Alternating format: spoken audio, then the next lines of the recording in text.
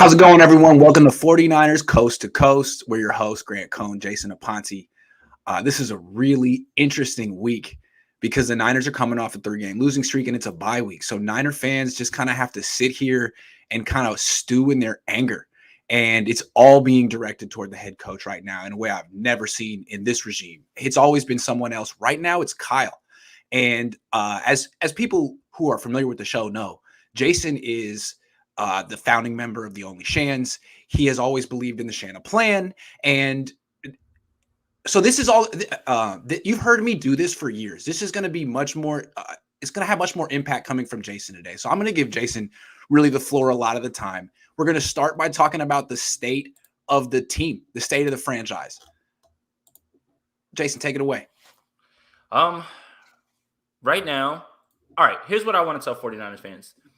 Even if the 49ers had played their best games over these 5 games, there was still a possibility that they could have ended up with this 2-3 record. Very possible. You know, the Green Bay Packers are a very good team. The Seattle Seahawks are who they are. And the Arizona Cardinals are actually proving to be a team that, listen, everybody, last year in 2019, the Niners are 5-0, but it'll end up no. But what happens? Sometimes this might be their year where things are breaking their way, and that's how it goes, right? So There's a distinct possibility that even if the 49ers played flawlessly, that they could have lost of these 3 games. Now, how likely is that? Not likely. But at the same time, this was still a possibility. So it's not a sky is falling type deal because this is something that could have happened, but it is. I am filled with concern. Okay, concern for what's the plan with Lance. What's the game plan when Lance actually has to start? Where is this organization going? As of right now, this is a borderline playoff team. As of right now, this is not a Super Bowl contender.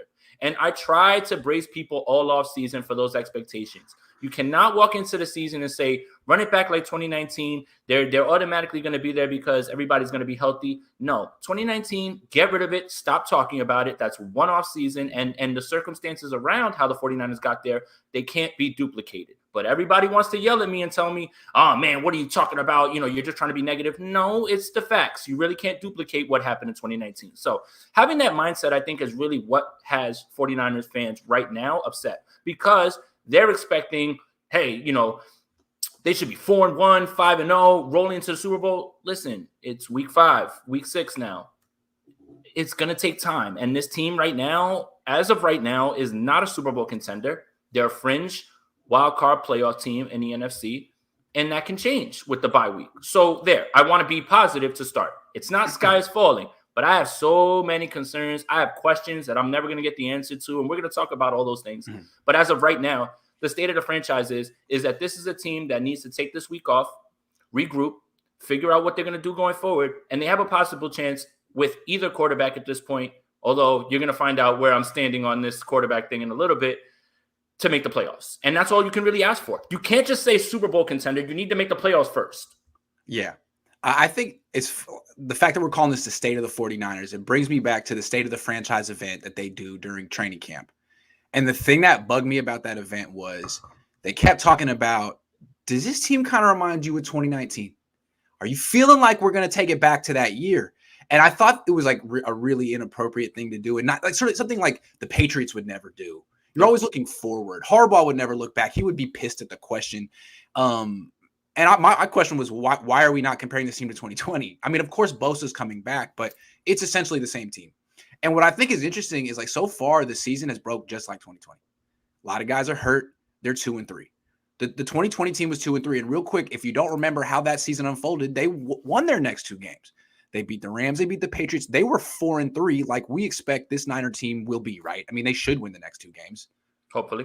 The Colts game is no slot. That's not. But I mean, you can't. But I mean, like this team could go 4-3, but then the 2020 team lost. That would be 7 of their last 9, and that was that. So I think it's interesting. You brought back the same team as last year, getting similar results.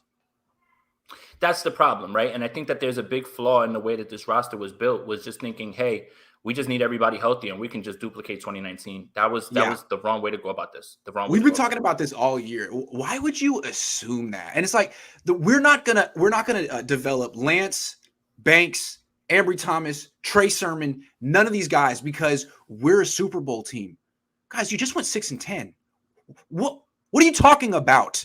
What reality are you in? 2019 was a long time ago. The league has changed. Other teams have improved. You're trying to recreate the past. You're trying to save the past. You're like a SIM card.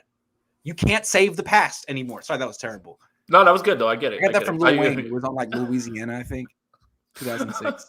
Anyway, I'll take any sort of hip hop reference from you at any time. Great. Trying to save the past. You got to get better. You lost in 2019. This is 2020 all over again. I'd like to see some type of trade at the trade, something to shake up this team in some way. I don't know what it is, or you just embrace the future and play the young guys. And what do you think your NFC opponents are thinking? Oh, they're going to run it back to 2019. Cool. We know how that team looks, and we know exactly what that's going to be. Right. I mean, you're either progressing, getting better, or you're staying the same, which is essentially getting worse because people are going to start passing you up. And I think you're getting older. You've had more injuries. I mean, Kittle isn't as good as he was 2 years ago. Sorry, we haven't seen him in a while. I mean, Bosa's getting better. Warner's getting better. But a lot of these guys aren't the same. So, the state of the 49ers, stale. They need new life. They need something new. They need a rebirth now. That's my point. And that's the thing, right? It was a flawed path to roster construction at this point. Like, this was just this whole idea of just run it back to 2019. No, man, like, you have to be getting better and you have to start to change your ways because, again, if you're not getting better, people are going to pass you up. And that's sort of what's happening right now. It's still early. Yeah, and really, we're going to go on to the next topic in a second, but roster construction. I think when people criticize Shanahan, a lot of times you can criticize his coaching, but it's easy to defend it. Most of the time. Hard to defend his roster construction. And you could say maybe it's John Lynch, whatever. The two of them make some strange decisions. And it's a year 5, I think, is caught up to them in a lot of ways. So that's all. Yeah. I mean, their 3rd round pick has no timetable to return from a few years ago. I mean, is Jalen Hurd even a real person anymore? I mean, I don't know, man. I look, again, these misses. And we're going to talk a little bit about straight up whiffs, man, like mighty cuts. We're going to talk a little bit about these picks and everything as well, too, because I have some interesting thoughts on what their plan was going forward, especially with Aaron Banks and Trey Sermon. But at the same time, it doesn't make you feel better. If I lay this plan out, you're not going to feel better. It might make you more upset when you hear what I have to say about it. All right. What is Kyle Shanahan doing? What is the Shanahan plan? All right, so let me move to the Banks thing since I already kind of introduced it, right? 2nd round picks are generally players that impact right away, right? Guys that can usually step in. You know, these are impact players. These aren't players that you're drafting in the 2nd round to develop, right? Unless it's a quarterback or something like that, right? Who's a project, right? Right.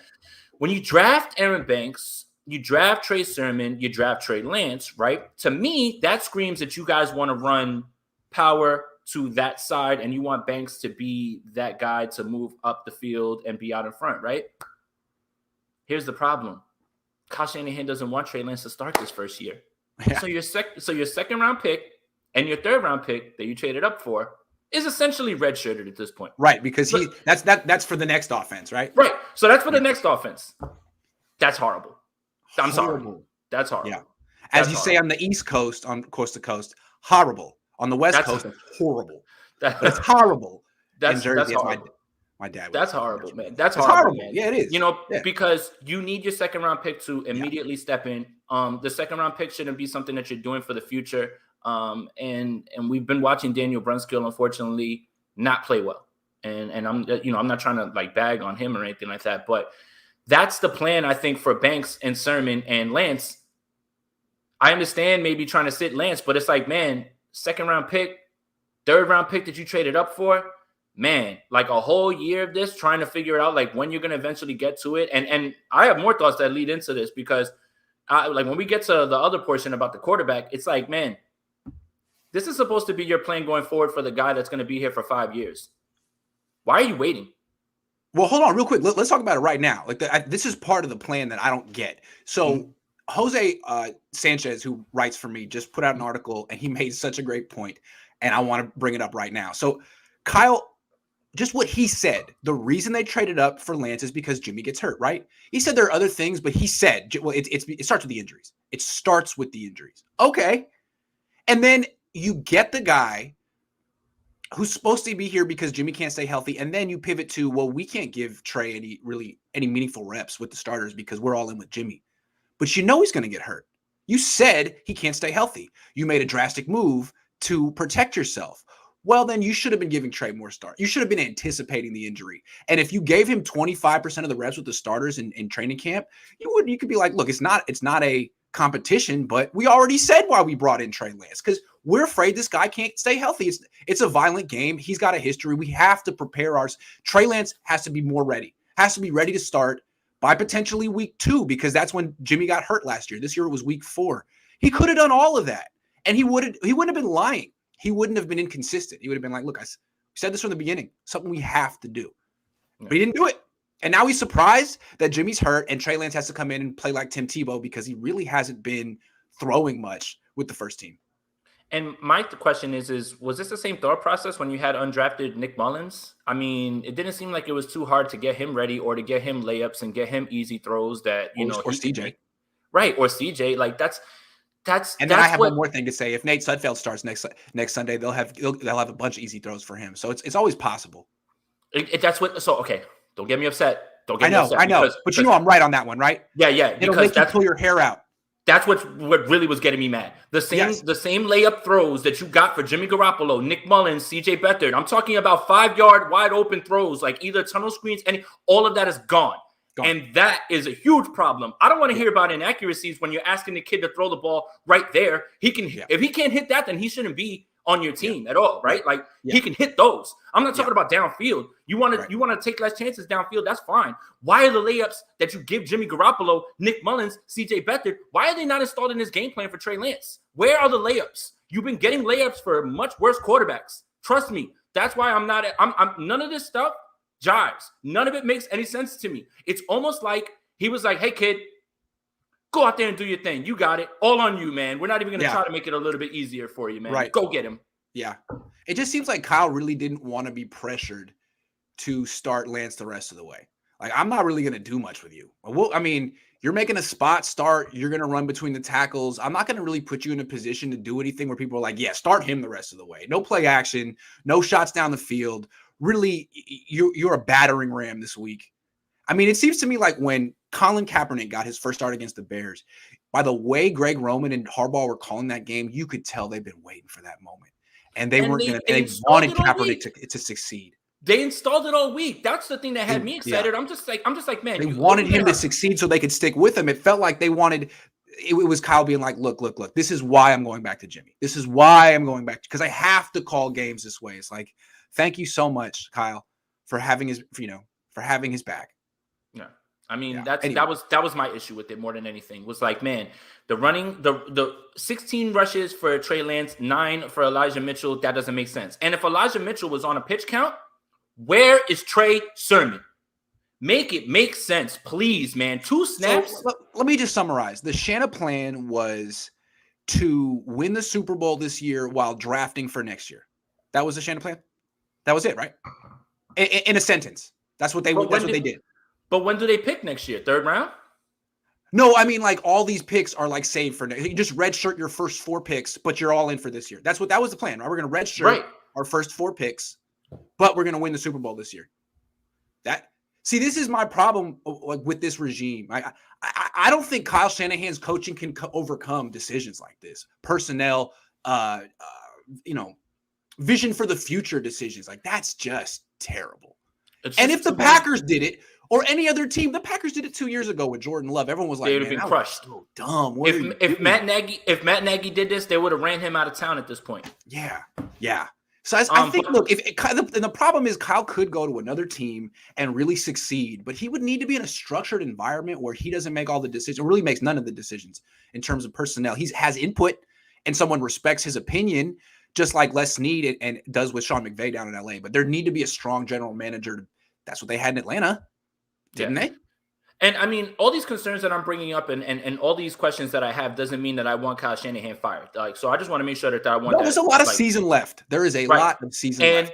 And look, and coaches go through funks, right? And I'm going to keep pointing to this. So, like Kareem Hunt's rookie year, Andy Reid had him rolling for the first 5 weeks.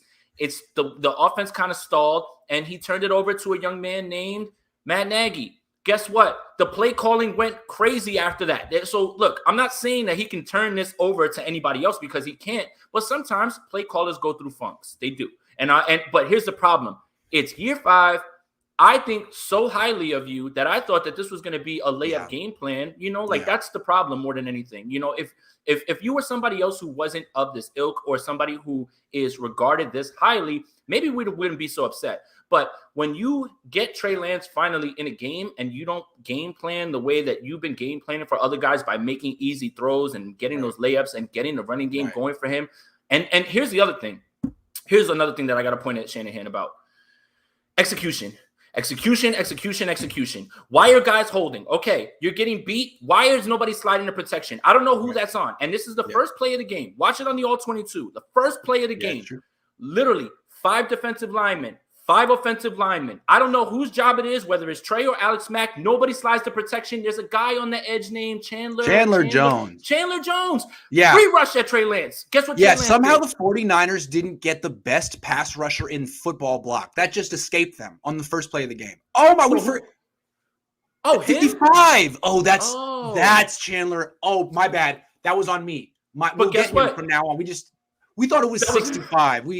90, you said 50. Okay, we got 55. But guess what? Trey Lance turns that into a 14-yard gain. If that sort of protection missed call happens with another quarterback, guess what? Sacked horribly. First play of the game. So I don't know who that's on. I'm not going to blame Alex Mack. Not going to blame Trey Lance because I don't know for sure. It's on Kyle. It's on Kyle. Get your players prepared. D'Amico did. D'Amico does. Oh, D'Amico's the best coach on the 49ers right now. Hands down. D'Amico's not even a question. I feel like poor execution is a symptom of poor coaching, and good execution is a symptom of good coaching. Look, we need to take a few questions here. People are graciously throwing money at us. Let's talk to them. It's a Q&A session. Nathan says, to be a banana head in all seriousness, if Kyle can get the offense to match up with the play of the defense, the Niners can make some noise. Grant and Jason, keep up the great work. Go Niners. Yeah, it's a good time for Kyle Shanahan to take a bunch of heat and regroup, have a bye week, and prove everyone wrong. Dude, you can do it. You've done this so many times in your life, man. Make me look dumb. Come on, Kyle. You can do it. We've done it before. The thing that had me confident about this team was always about the coaching. I always felt that because of last year, even when they were 6-10, they were in games based on coaching, right? And now that is not there. Somehow, if you would have told me going into this bye week that the 49ers offense would be behind the 49ers defense with a rookie defensive coordinator, I would have laughed you out the building. But here's where we are. This is where we are right now. DeMeco Ryans is the best coach right now on his staff. And no one can argue any different. They can't. The kid, look, DeMeco Ryans has 3 straight games against mobile quarterbacks. Jalen Hurts, Russell Wilson, Kyler Murray. All 3 of them didn't play well. Guess what? That's something that Robert Saleh couldn't achieve in 5 years. Yep. He did it in 3 weeks. Yep. That's the difference, right? And if you he's actually when Fred Warner said he could be a head coach, I see it. I mean, he could be a head coach next year if Brandon Staley did in 1 year. And when you're talking about holding Kyler Murray and the Arizona Cardinals, who averaged 35 points per game, to 17, if you would have told me that would have been their scoring output, I would have said 49ers win by 10 points. Easy. Because that defense isn't that good. But the game plan didn't match. The offense has to catch up. That's the problem. Tony Nagatani says, do you buy the digital rumor that the team is in 2 clicks, with Ayuk being in the pro Trey click, and that is why Bananahan has doghoused him? Look. I do buy that this team is somewhat split, because how could it not be? I mean, really. The rest of your sentence, I have no idea. I have no idea, but I understand why people would think that. I can't speculate on that, but I can't speculate on that. I can't speculate on that because I don't know anything, and I'm not going to sit here and I get it. I understand. And I think it's fair to assume that there is just a little natural division on this team. How could there not be? There always is when there's 2 quarterbacks. I'm just saying, but I don't know that for a fact. I'm just assuming. There's half of them that want to go back to the Super Bowl and think that, and there's half of them that probably want to develop the kid and get the things rolling. Because remember, there's one guy who's not going to be Super Bowl team, right? And there's one guy who is not going to be here next year.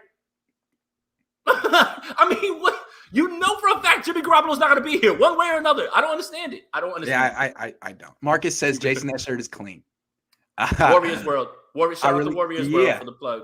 I really feel like our offense is not that bad. Yeah, we don't have any big names, but I think it's the coaching, play calling. Yeah, I think that's what's so upsetting, or not upsetting, but disconcerting for an Only Shan creator is like the whole purpose of Only Shans was, look, they may be losing, but if you watch the film, you can see that Kyle's a good coach. He's doing his part, and like his backup quarterback's letting him down, or this is happening. Now it's like he's not doing his part. Like Trey Lance is overcoming his poor coach. What? That's what's so disconcerting. Yeah, I agree. And that's the thing. That's what I pointed to for the reason that the 49ers would still be successful no matter what, even with injuries, is the coaching. And right now, it is not up to par. I'm sorry. It's just not. Let's say the Niners go 7-10. Are we sure Kyle is still worth a first? Depends on what team it is. So I did a fun exercise on Al Sacco's podcast, which I was able to join or whatever. He asked me to join this week. And we did a fun exercise where we ran through the 32 teams. And we started to ask, who realistically can Kyle Shanahan replace? I remember coming on here and saying that there's maybe 5 to 7. Yeah, I mean, that's right. So off the top, but I got 2 off the top, yeah. No, but I remember coming on here and saying that it's only realistically 5 to 7 coaches that you would take over Kyle Shanahan. When you go through it, it's a little bit more than that, only because there's certain coaches that are building something and in place, and you probably don't want to get away from that. And there's certain coaches, like, put it like this. What if Green Bay had a chance to move on from Matt LaFleur to Kyle Shanahan? Do you think they do something like that? No. And why would they? They've won 13 games back-to-back years with Aaron Rodgers, right? Yeah. And why would you? Why would you? So that's what I mean.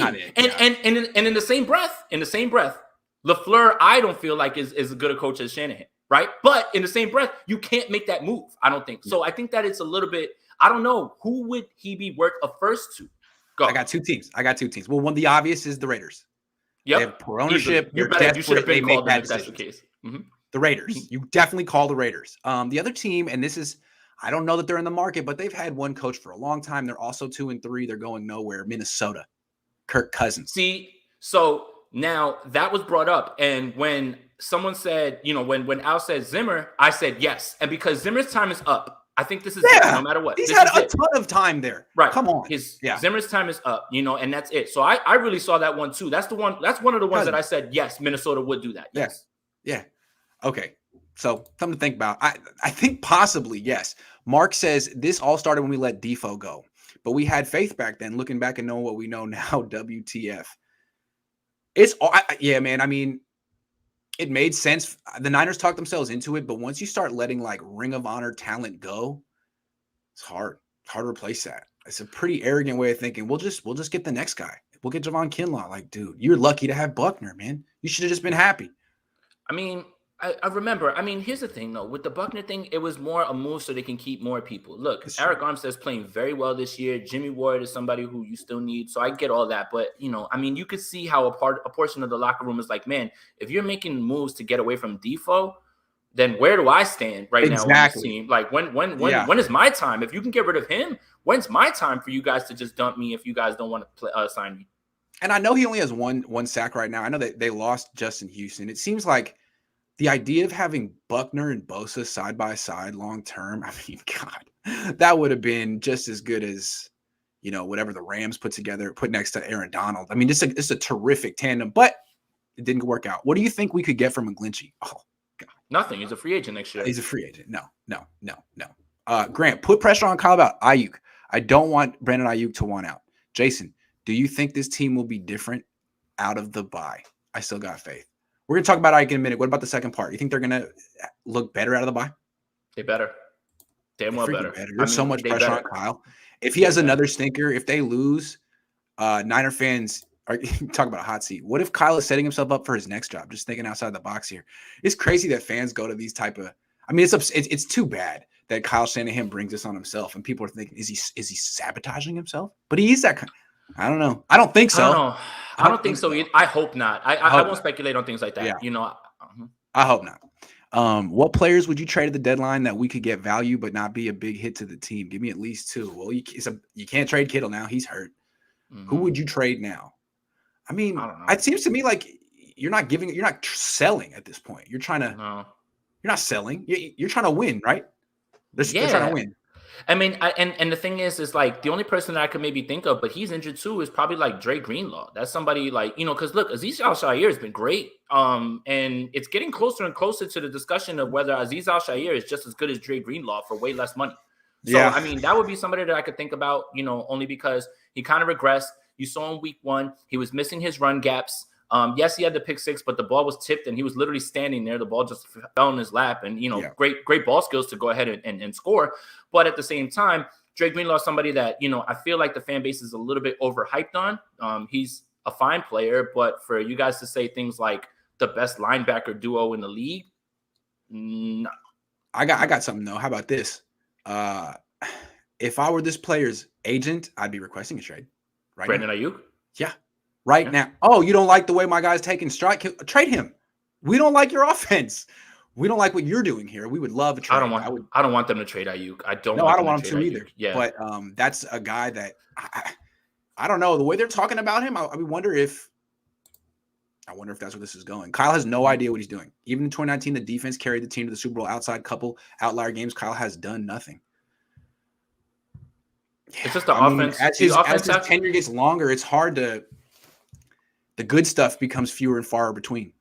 The offense outside of the first quarter in Detroit has been lackluster, to say the least, and that's with both quarterbacks there. So, yeah, I mean, it's a lot of other things that go into it. The offensive line on the right side is struggling, but at the same time, it's the execution, right? Like, okay, one more thing that I wanted to talk about when we were talking about, execution, the Kyle Juszczyk sneak. Right. Mm-hmm. First of all, when I saw him run up, I said, no, you put that on tape 2 weeks ago. They know exactly what you're doing. But if you watch the tape, you watch Trent Williams kind of spin out, and it would look like it was supposed to be what Kyle usually does, which is put something on tape in a formation, show it to you, and then show it to you again, and then run something else out of it. Right. It wasn't supposed to be a sneak. It wasn't supposed to be a sneak. It was supposed to be a toss to Lance. It was supposed to be a toss to Lance, and Lance had 65 yards of grass by himself that probably ends up being a touchdown. But guess what Kyle Juszczyk does?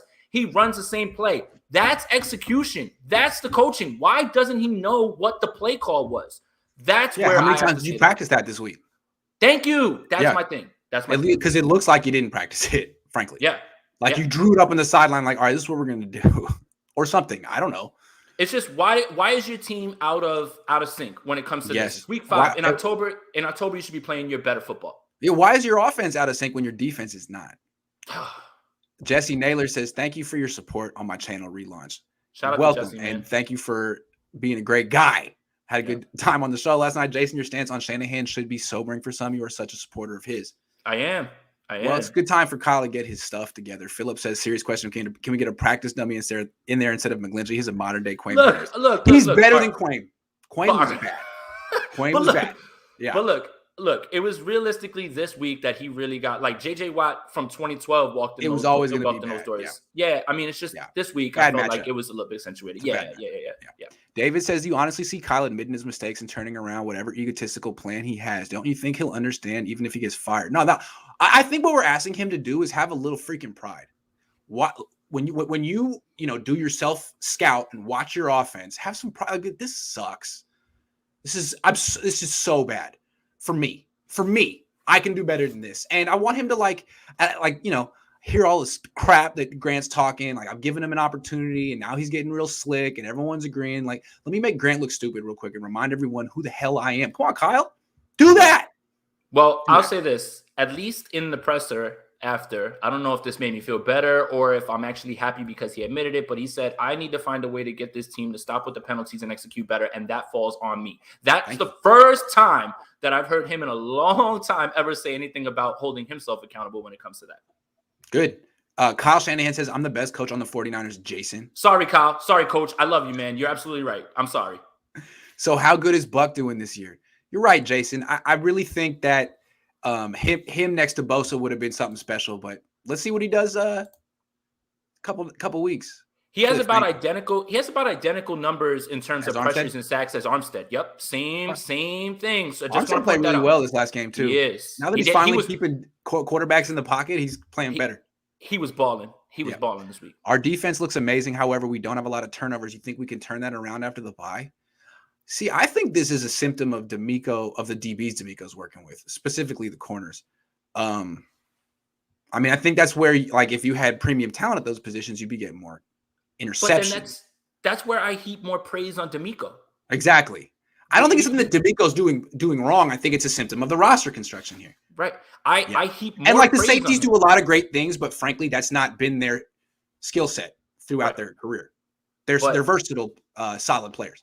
I understand everybody being upset about, Norman and Dante Johnson. That's fine, but that should make you feel better about D'Amico Ryans, the fact that he's had this defense playing that well, and that's what he's been like. Lenore was very good the first 2 weeks, and where the hell is he? What happened? We're going to talk Like, about that. We're going to yeah, talk about that in a minute. Offensive struggles more about play calling or execution. I think Trey has thoughts. I don't know. It's like equally play calling and execution. But I want to give it more to execution than play Okay. calling, because when you watch a little bit more of those things, some of the roles, but there's nothing you can do if your offense isn't executing, which falls on who? Coach. Yeah. And that's my thing. So I don't really necessarily, it's less play calling than it is execution. This team needs to be more prepared and more disciplined, man. That's it. And just the other thing that I have a gripe with Kyle is right now is the in-game adjustments. It's just and that's something that he's kind of struggled with all his career. But as of right now, this year, he's just been even worse at it at this point. But at the same time, it's execution. It's got to be. I hear that, but his play calling in particular, like in the last game, not getting the ball to your running backs, bugged me.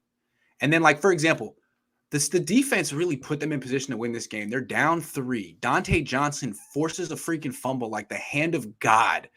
You better start putting some respect out on that man's name. Yeah, I mean, it's a huge play. This is a game-changing play. You get the ball at midfield down 3. Like, this is where you take control. You relax. You go under center. You win playing your style of football. And first play of the drive, you're in shotgun. You throw. That's like, dude. That to me is Kyle. Like, when you're like the pressure's on, key moment, all of a sudden you're erratic as hell. He called 3 passes and a quarterback run on that series, and they got 6 yards.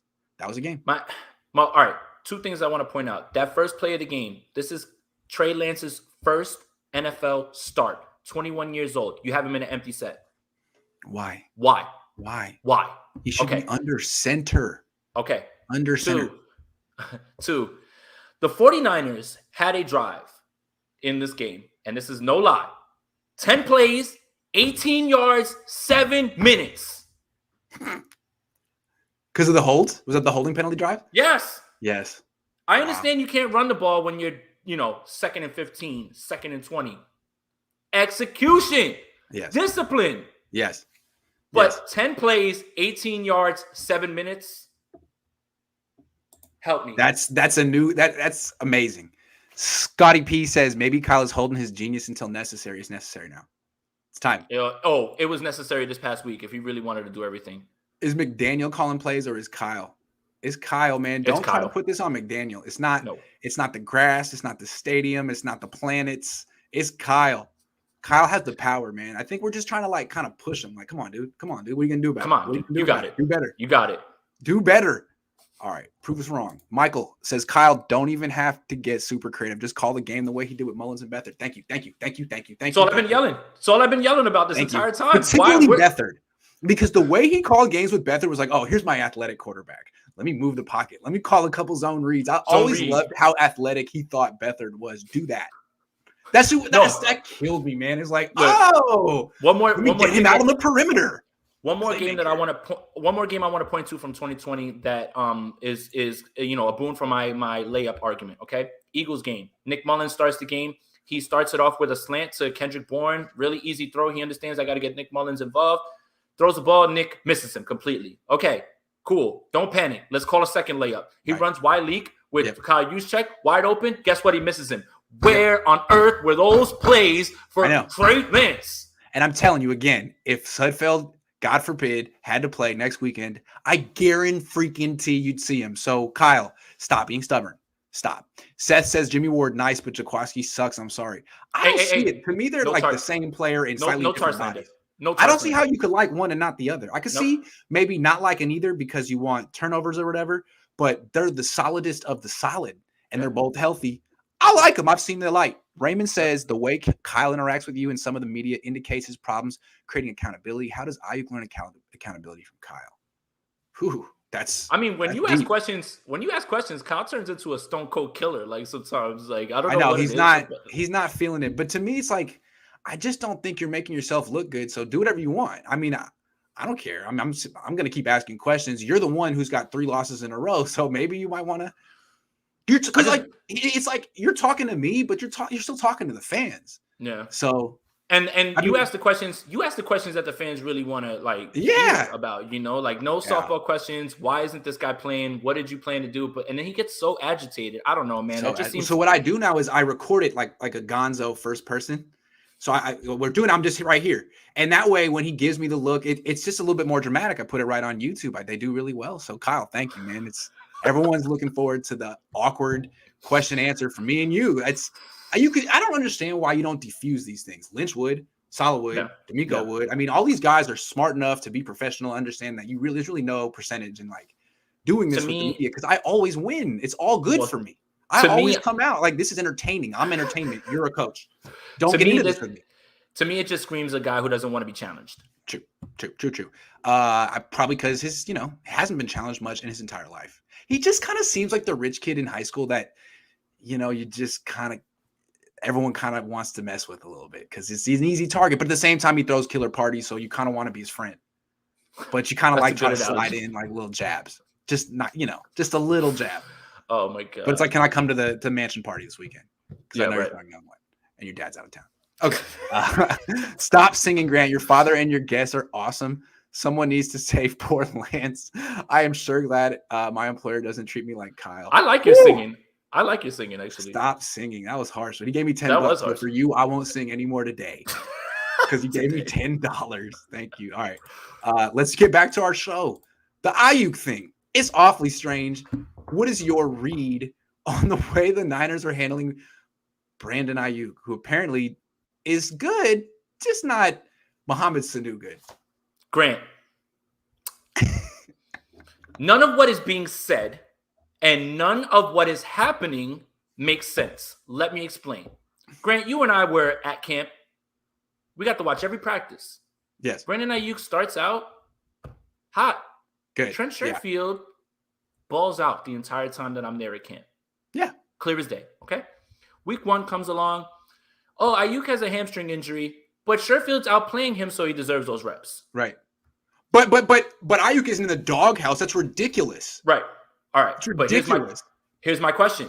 That's what they said. Where on earth is Trent Sherfield, and what has he done that has allowed Mohamed Sanu to slide ahead of him? And wait.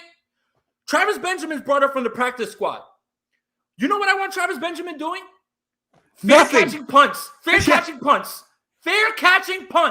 You know what his stat line was in this game?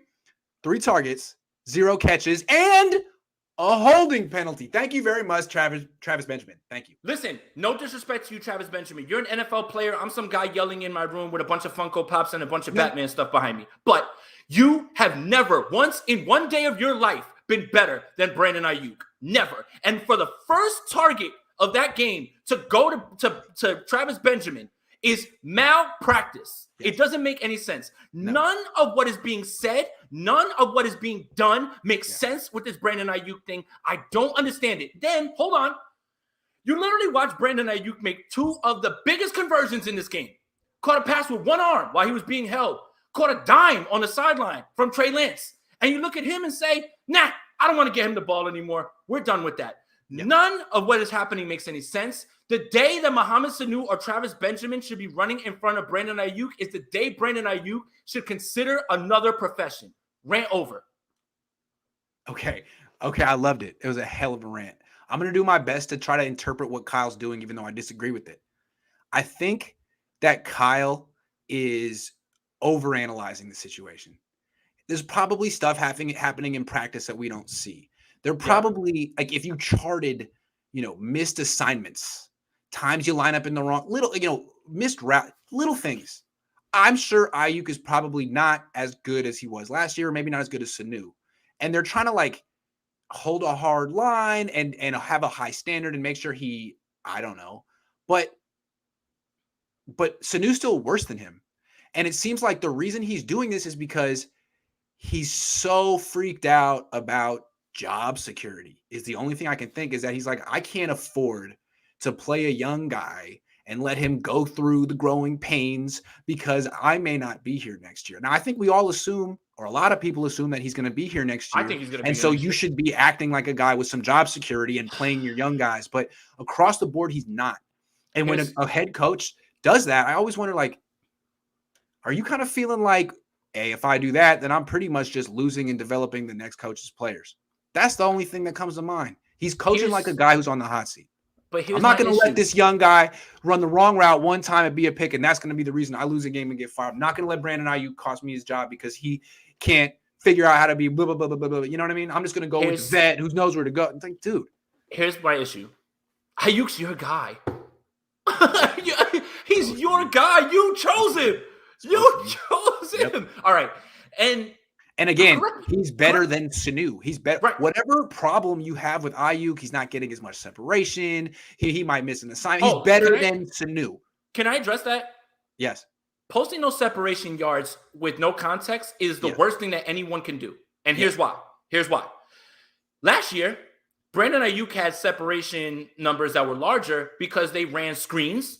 Yeah. They manufactured his touches in different ways.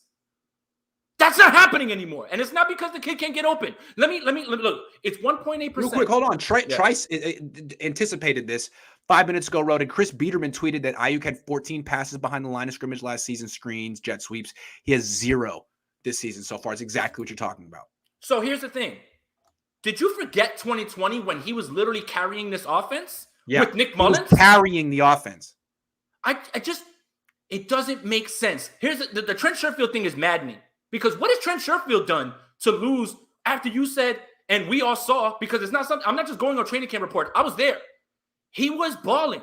He was, and Kyle was talking about him like he was better than Kendrick Bourne. He was like, well, we've never had a backup wide receiver like this before. Like, you had Kendrick Bourne. He would have like 45 catches a year. This guy has like 20 catches in his career. What are you talking about? Okay. And now he's like, oh, Trent. Oh, yeah, I don't even know who that is. I forgot. One more thing with Ayuk. He has 1.8 yards per separation on each route run. And everyone's saying, oh, he's not getting separation. The offensive rookie of the year right now, Jamar Chase, has 1.6 yards of separation. That does not matter. Does not matter. And the fact is that when Ayuk has to make contested catches, guess what? He does. He makes them. Sanu had one jump off, like hit him in the chest. That was good. And then Travis Benjamin. Good things happen when you throw to Travis. All right. All this brings us to this topic. Is there a hot seat, so to speak? Not right now, but you and 49er fan base is going to make that happen sooner than later if there's another stinker that goes up this week with the Colts, especially considering that the Colts secondary is super banged up. And props to Lamar Jackson this week because Lamar Jackson right now is showing everybody, this is the year that they're going to figure out Lamar. This is it. It's year 4. This is the year, right? But this is the year. But no, this is a game where, yes, they're up front. They're tough, but you can beat them on the back end. No matter who the quarterback is, you better figure out a way to attack this defense because I promise you that things are going to get worse before they get better if you come out and you start slow and you lay up a stinker this week, this next week against the Colts. But the hot seat won't be coming from me. But the concern will grow. But the hot seat will come from other people, and it will come from the fan base. Here's when the hot seat is going to be a hot seat. December 5. I'll explain why. I don't think he's on the hot seat yet. There's a lot of season left. Yeah. There is a lot of season left. But I think people are just concerned. And this week they should win. Next week they should win. The Colts. Week after that, they should beat the Bears. So they should be 4-3. The problem is the next 5 games. Here's what they got to do after that. Arizona at home. The Rams at home. Cross the country to Jacksonville. Winnable game. Back at home against Minnesota. And then in Seattle. That's a tough 5-game stretch. If they lose 4 out of 5, it's over, right? So the season is, yeah. The season is over. And if they go into Seattle and lose on the 5th, and they lose 4 out of 5 there, they would be what? 5-8? Well, that assumes You assume that they're going to beat the Colts and Bears back-to-back weeks. I assume they're going to beat the Colts and Bears. I assume they're going to beat the Jaguars. But then Cardinals, Rams, Vikings, Seahawks, I mean, they're going to have to like coach their best, play their best. They can beat those teams, but I don't know. I mean, that's if they go 4-5 in that stretch, I think that's where the hot seat really December 5th in Seattle. That's a fair point. Again, it's not now, and I'm not calling for that at all at this point. I need him to do better. That's it. Yeah. I need him to do better. That's it. Right, because they're going to go 1-5 in that stretch if they don't. If they keep doing like they're doing now, that's the end. But they're good enough to beat Seattle. They proved that in the first half. They're good enough to beat Minnesota. They're not a very good team either, but they're also capable of losing these games. It's going to be really interesting. How would you grade Trey Lance from what you've seen so far? The first start, the relief mop-up duty he had against the Seahawks, and his sporadic playing time early. B+ for a 21-year-old kid who literally went into a road game against the last undefeated team, went toe-to-toe with an MVP candidate, and everything around him was failing him. Execution, drops, penalties. The kid kept fighting. Here's the thing. Jimmy Garoppolo needs everything almost to be perfect for him to succeed. Trey Lance showed you that when things are going wrong, he can still move the offense. He can still move the offense in his first start. And here's the thing. Do not compare high throws from a rookie to an 8-year vet who's in his system for the 4th year. Please stop that. I'm tired of people telling me, oh, well, if Jimmy would have thrown that, yes, we're going to get mad at Jimmy making high throws because guess what? He's in year 8. He doesn't improve. This kid is in his first game, and everything around him was going wrong. Not, the execution, people missing blocks, drops, penalties, all these things happened. He nearly won the damn game. I don't see how anybody could have watched that Arizona game and had some sort of takeaway that's different than that. Seriously, the kid can only do what he can do. And like I said, for that first drive to be scripted, because that's Kyle Shanahan's thing, and for him to come out in an empty set with 5-on-5 and they can't get that blocked up, it was a precursor of things to come. The kid has heart. He balled out, did not quit. I was super impressed, and I'm still super impressed with Trey Lance. If you have a negative way that you looked at the way Trey Lance played this week, you either have an agenda for the other guy or you're just being on purpose, ignorant and obtuse. I'm sorry. Because the thing that he did was he was able to lift things up when things weren't going right. And that's the thing that you need your quarterback to do. That's true. Here's the thing. Everything you say I agree with, but I'm going to give a different grade, and it's a lower grade. I'm going to explain it. I gave him a C+ for his start, and I'm going to give it for everything I've seen. But when I look at that C+ is more reflective of the coaching staff. Because to me, that's an A+ talent who hasn't been managed correctly yet. And so when I watch him play, I'm like, yeah, man, I see that you didn't give him the first team reps. I see that you messed around with this dude in the offseason and you went back to Jimmy. I mean, it's all evident, and it's not his fault. But I would have liked to see him be a little bit better coached throughout the offseason. I see that you canceled minicamp, Kyle.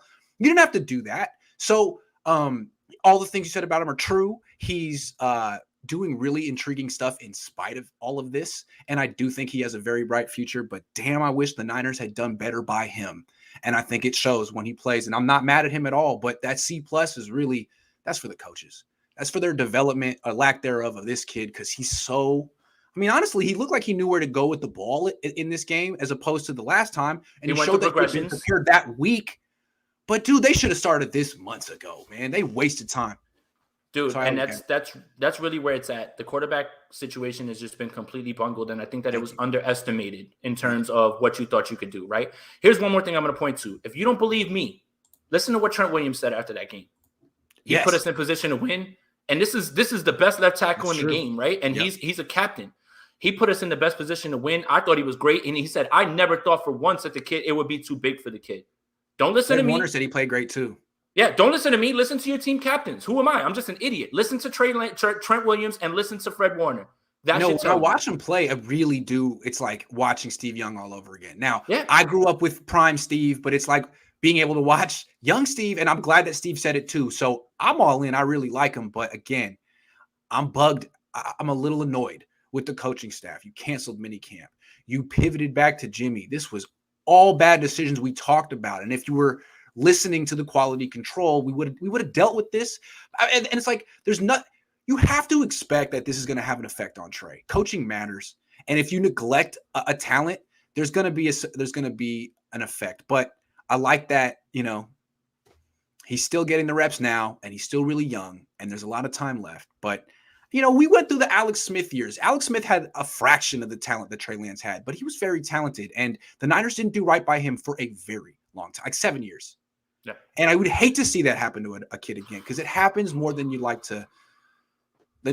like to see. One more thing I want to say, too, is that the offensive line has to play completely different with both quarterbacks. Let me explain. Jimmy Garoppolo, everything is you have to just block up for 2 seconds. That ball has to come out. Now you have someone who can actually make things happen with their legs. So this furthers the narrative that this kid should have had reps, because why is it that style. why is this entire week looking like the offensive line has no idea how to block it up for the kid? True. Because remember, he got reps with like Brandon Ayuk and Kittle here and there and Debo, but not the offensive line. Yeah. They don't know how to block these run plays. That's preparation. And they don't know how to block for a scrambling quarterback who's going to maybe hold the ball, maybe make a move, and then and then that's another thing too. This is why, and I'm sure we're going to get to it. This is why these reps are so valuable, right? Two things. The offensive line starts to learn how to block for a scrambling quarterback or a kid with legs. And when he does scramble, the wide receivers need those reps so they can learn where to go with the scramble drill.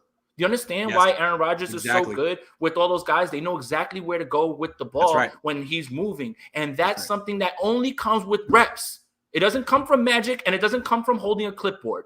Because to me, it's like when Lance breaks the pocket, he's on the perimeter.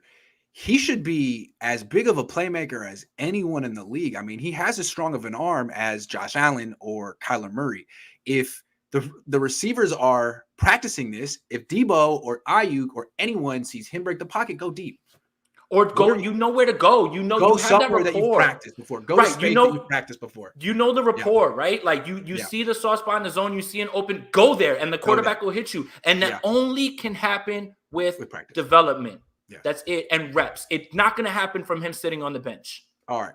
We're going to take a couple more questions, then get back to a starter sit portion of our show. Miguel says, do you think we would have been better off playing Jimmy and Trey every game like New Orleans did with Hill and Breeze? No. They both need rhythm.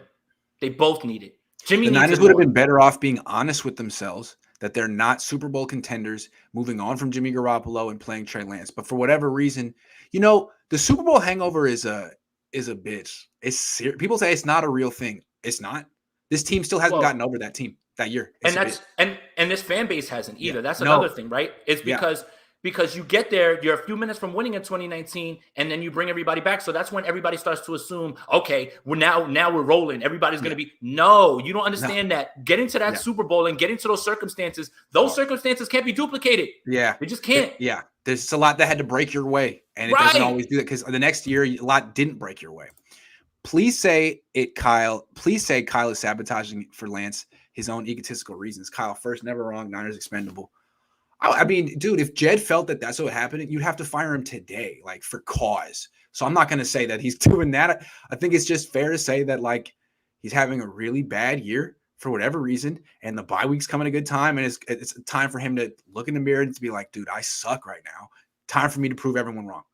I just blame him more on execution. Like play calling is a little bit of it, but I blame him more on execution. But that falls on the coach. I mean, why don't guys understand what play is being called, what's supposed to happen? Why can't you get guys to stop holding? Why can't you start to slide the protections the right way? Not understanding who that's going to be on, if that's Mack. Because all I heard about Alex Mack was when he came over here is that he was going to be sliding protections over and things like that. Yeah, they would never miss anything. Yeah, I don't know. He can't even snap the ball when the dude's in the shotgun. Right, and I don't even know if the Seattle game, right? So there's that one shotgun snap where literally the ball comes out and Trey like snatches it with his right hand and just goes right into it. Like I'm just like, what? Like, come on, like so. Yeah, what? You've been doing this your whole life. Mateo says it's obvious they're trying to trade Ayuk for a first. No, they're actively driving down his trade value. People are like, you thought Brandon Ayuk was good? He's not. He sucks. He's not good. He's not good at all. He's not even as good as Travis Benjamin. Oh, but do you want to give us a first round pick for him? Because he's good. Even though he's just not Travis Benjamin good. Travis Benjamin wouldn't be in the NFL right now if it wasn't for the 49ers. He's just a practice squad guy that no team would put on their 53, and the Niners are playing him over Ayuk. So what does that say? What does that tell you about what they currently think of Ayuk? And what he does better than Ayuk is punt return and flag punts down, and you don't even want him to do that. This is mismanaged personnel all the way through, and I gotta blame Kyle Shanahan for it. Sorry, Kyle. It's the bye week, man. Just take it, do something about it, get better. NorCal Refrigeration and HVAC says Trey Lance has actually landed in the worst place compared to other rookies. Coach turmoil, vets on 1-year deals, no picks to build around. You bring up 3 good points. Also, just unreal expectations. He plays one game and like 40% of the fan base is like, see, he freaking sucks. Not ready. It's like, whoa, chill. Dude, it's the youngest quarterback you've ever had. Like some guys just are not feeling the Trey Lance experience. I'm with you, man. It's very hard to be a Niners quarterback. It's kind of like being a Yankees shortstop, I want to say. No. Where are we going here with this one? I don't know. There's a lot of pressure. Oh, okay. To fill in the shoes for Derek Jeter. Yeah, well, I don't know. Yeah, I guess. All right. Here's my question. Justin Fields hasn't hit the ground running yet at all, right? Nope. Like he looks like a rookie. Yep. Guess what Bill Lazor and the Bears did for him this week against the Raiders? They ran the ball 34 times and asked him to throw 17 times. What a freaking idea. Wow. They took the pressure off the quarterback? That's revolutionary. And guess what? The Bears won. Yeah. Imagine that, guys. Yeah. Jay, we're just throwing it out there. Take it. Do what you want to do with it, If you like it, take it. If you don't, send it back. Send it right back. None of it makes sense. Kyle needs to be fired if he can't get this right. I don't get why. Sit people that have contributed, BA. Why not run the ball? I don't understand what happened to, like, why can't Trey Lance get under center and hand the ball off? Like, why is that not allowed? Why is that not allowed? The other stuff isn't working. That always works. They handed off like from under center in that game, I want to say 3 times. I think they had a 9-yard gain, like a 14-yard gain, and a 2-yard gain. Why was that not good? Quality control. I blame quality control. Whoever's doing it, whoever's in the booth is just not communicating what's going on. You need to be charting this stuff because I think he's probably like saying something and Kyle's just like, cut his mic off. I don't want to hear it. Cut it. Seth says, don't assume we beat the Bears with this offense. Well, I'm not assuming that. I'm not assuming that. And the thing is, the Colts have a good defense, don't they? They have a good coordinator. They have DeForest. Well, they have a good Buckner. They have Darius They Leonard. have a good front. They have a good front. They have a good front 7. It's just the back end, right? Like they. Well, that's a good start against the Niners. A good front. Yeah, I mean that's. Now you're in business. Yeah, that's my thing. Is that you're gonna have to find a way to attack these cornerbacks quickly, and it depends. It doesn't even matter who's the quarterback. If it's Jimmy. Arizona has the worst corners in the league. They didn't even have Byron Murphy. Byron Murphy we really can't do that today. Sorry. Yeah, Byron Murphy and the other kid Marco didn't play either. We're gone. So, I mean, and the Niners scored 10 points. So it's like the Niners won't even attack your cornerbacks unless they have Nate Sudfeld playing. Anthony says Harbs had Roman, Fangio, Donatel, Rathman, and Tom Sula. This let him focus on grooming his talent, especially at quarterback. Shanahan may benefit in letting go of play calling and trusting his assistants. He may, but he'll never do it. Yeah. He may, but he'll never do it. Yeah, good call. I mean, it's a fair question to ask. What quarterback has gotten better under his watch? No quarterback. What quarterback has stayed healthy under his watch? Not Mullins, not Beathard, not Jimmy Garoppolo. Neither of them have improved. And that's what I'm saying with Trey Lance. I love the idea of Trey Lance. I love what he's showing out there.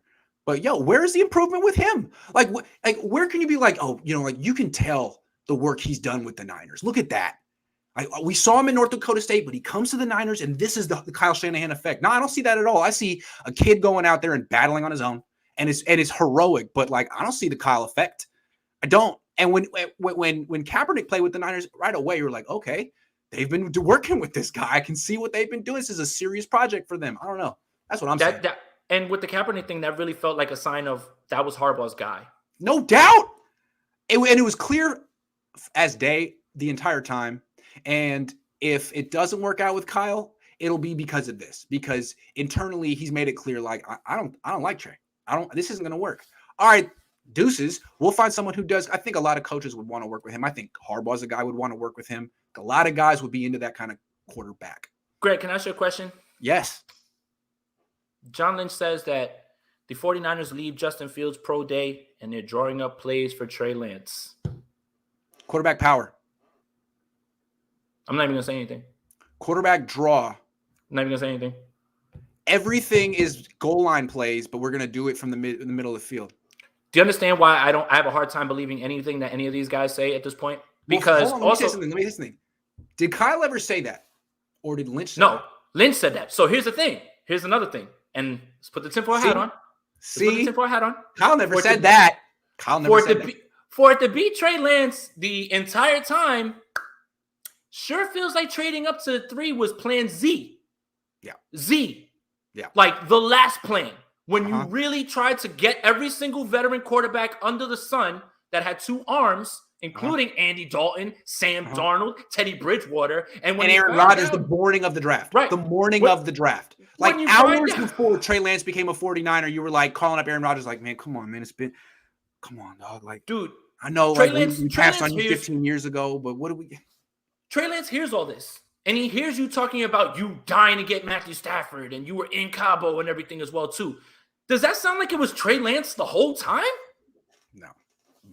All right. We're going to get back to our show. We're going to finish the questions in a little bit. David Sir says, Kyle should be on the hot seat if Jimmy G starts again. Well, all right. Let's talk about it. Who should start the rest of the way, starting with this weekend against Indianapolis? Trey Lance. I loved your face. Like, look,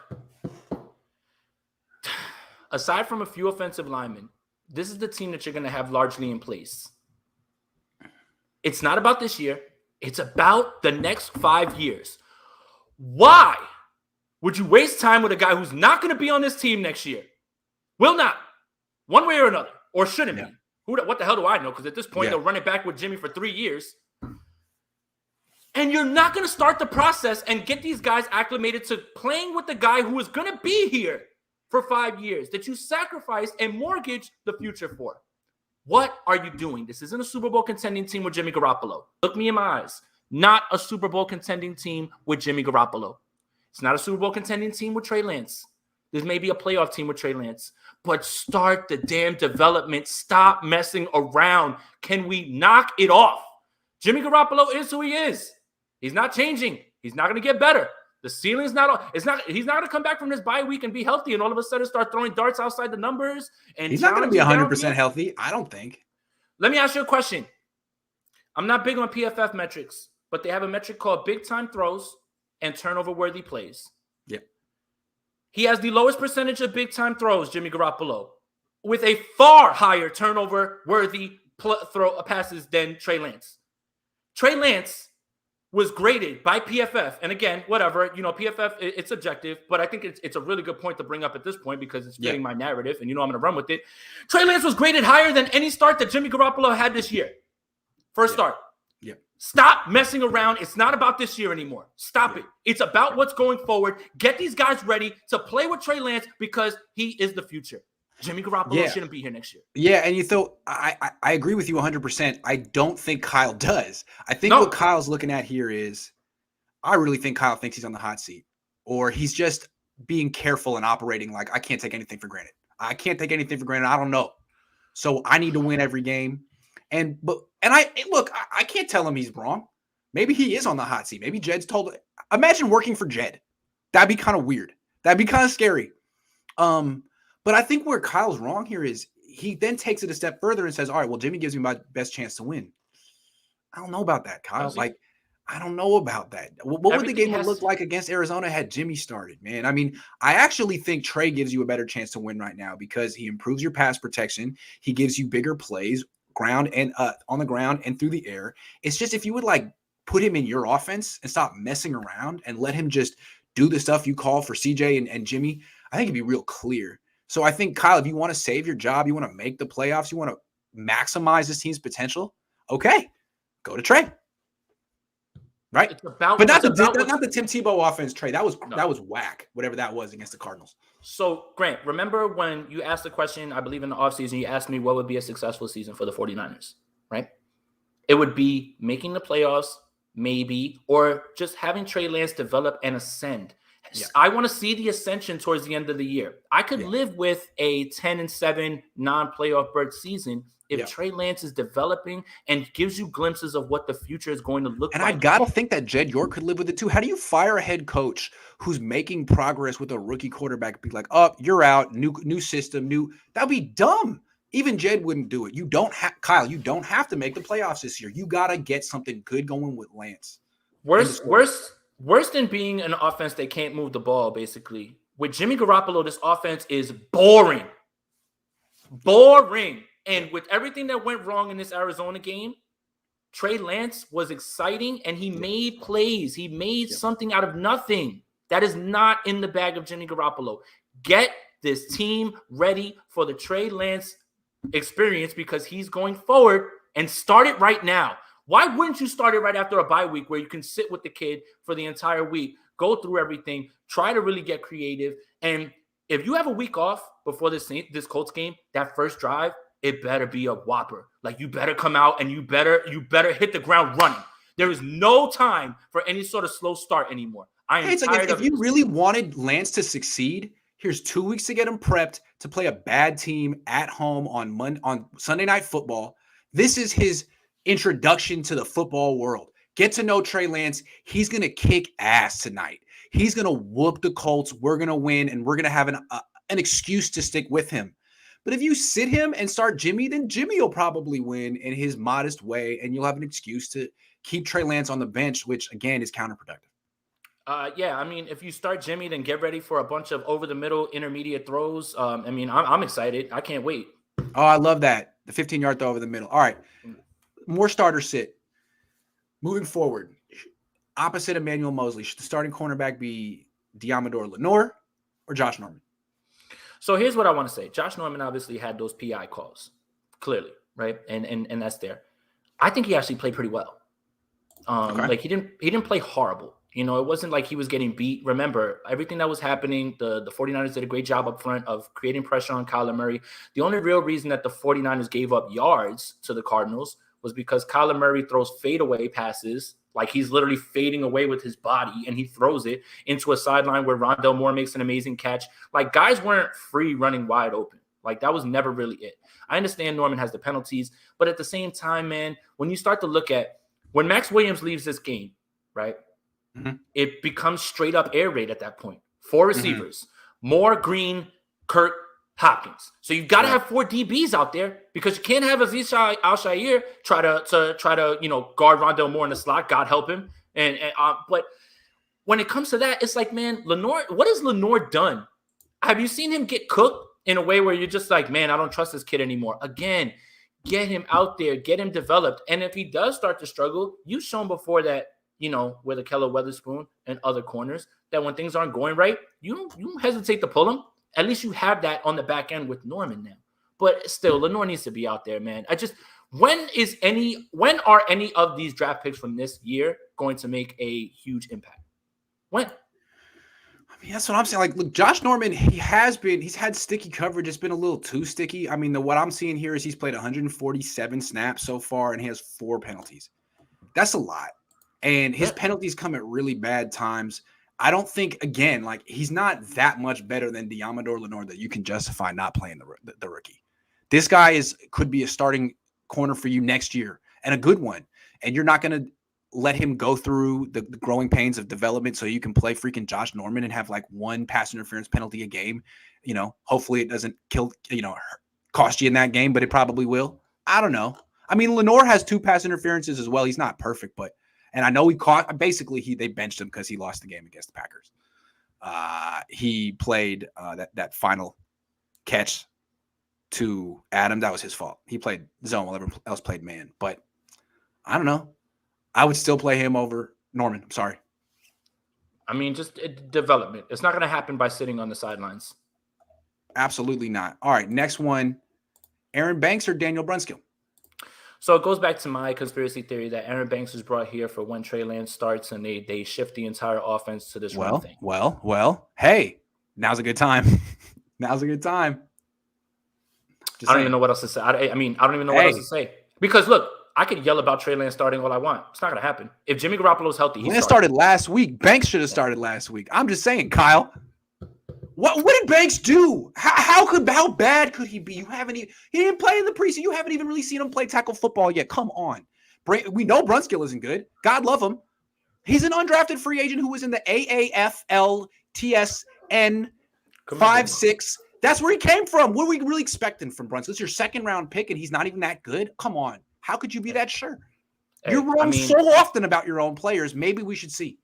My conspiracy theory is that Banks, Sermon, and Trey Lance are basically redshirting because next year they're going to be all part of this power running scheme that they're going to want to run next year. Can't wait. Really hope Kyle Shanahan's still employed when that happens. Last one. Should Brandon Ayuk or Mohamed Sanu start going forward? All right. That's our show, everyone. No. Oh, Lord, sorry, man. That was silly. I was being silly there. Let's answer some questions and then we'll get going. You're good. Because I see someone's trying to get your attention. She's all right. She's chilling. You know what she just yelled? She just yelled from the other room. She's like, no more football. No more football. I feel that. You're that. That's true.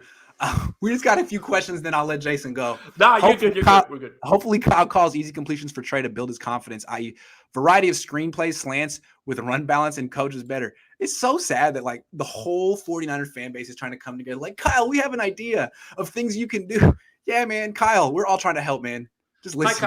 Hi, Kyle. Jason, founder of Only Chance. Hey, can you get some layups for Trey Lance? Thanks. I mean, I know that you're probably going to say no, but no thanks.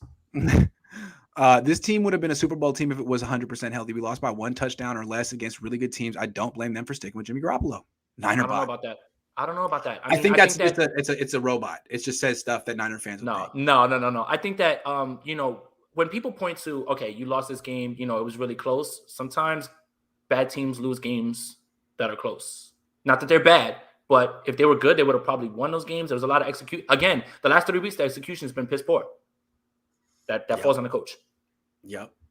Tyler Johnson says, hey, Grant and Jay, any smaller Niners content creators you'd like to shout out? I've seen you both on channels like Vision, Hive, and they're my faves. Yeah, why don't you shout someone out? Yeah, for me, there's a lot. I mean, the Dream, get Jesse Naylor back up with his stuff. Jordan Elliott, Niners Nation, that's my guy, man. He's doing great work over there. I could talk all day about guys that I really enjoy. Rob Shue. Rob, yeah, I mean, yep. There's a lot of burgeoning talent out here, and I'm excited to be a part of it. Zaza knows her stuff. There's all kind of people out here. Who else? Yeah. Niner Nick Newman, Leo Luna.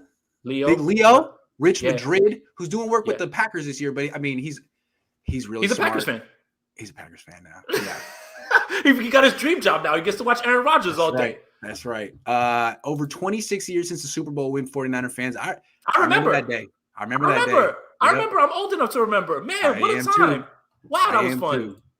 I'm Jay Rico 85 says, hey, remember after the draft, everyone buzzed bully ball. Man, that was hilarious. That's good stuff. Kyle bullies his ballers, enough said.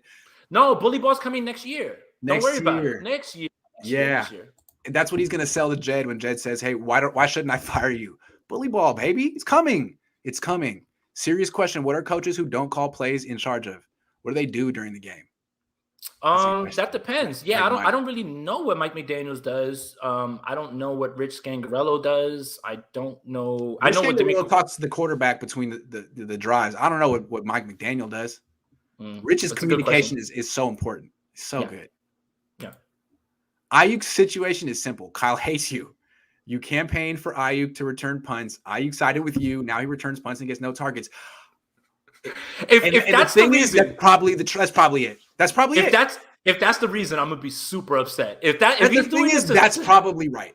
I made this whole thing, and Ayuk was probably like, "Hey, coach, I'm down." And Kyle's probably like, do you want to be a wide receiver or a punt returner? And ever since then, you know what I mean? It's like, okay, you can return punts, but now I don't think you're a serious. It's like they're waiting for Ayuk to come up and be like, okay, I don't want to return punts anymore. I just want to focus on being a wide receiver. Like, oh, great.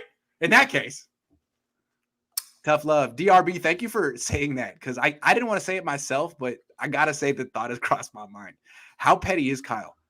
Very petty. Extremely petty. Niners going to sign GM coach Aaron Rodgers in free agency. Yeah. Hey, Aaron, do you want to be the coach, quarterback, general manager, and owner? Because we have nothing to lose. We have nothing. We see how it's working in Tampa Bay. We want to double down here. Kyle listening to Jason and Grant right now, rubbing his hands together like Birdman. They talking smack about me. Watch what I'm going to do with this offense. Good. That would be great. Good. That would be great. Justin Herbert and Chargers did not make playoffs last year, but Herbert looked great. That's what we should be doing. The problem is Anthony Lynn got fired. But Anthony Lynn, I mean, he was not, I'm just saying, like, he didn't really get dude prepared. But here's the thing is that's the point. How is that not a successful season last year, even though they didn't make the playoffs with Justin Herbert? They know they had their guy going forward, and he showed the glimpses of the future. And Anthony Lynn tried to get him killed multiple times at the goal line. Not to mention with the training. Oh, well, anyway, that's the other guy. Ninerbot says, you guys really think the 21-year-old rookie quarterback has a better chance of winning games than a veteran quarterback that went to the Super Bowl? Yes, Jimmy G is boring, but be logical. It's less about better chance and what stress does he put on defenses? Everyone just sits back with Jimmy Garoppolo and they're just like, all right, throw it in the middle of the field or throw it here. Like, put it like this. The Jair Alexander interception against the Packers.